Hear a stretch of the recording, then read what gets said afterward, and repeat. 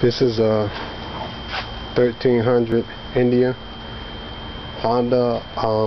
I have an airbrush Honda on the tank, but right now I put the racing stripe in the middle, as you can see that racing stripe, and on the side I got 53 on the side of it.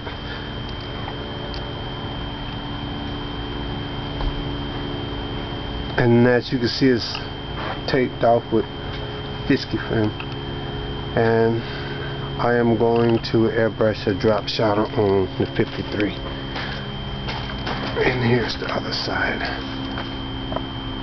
And next time y'all see it, it'll have the drop shadow on it.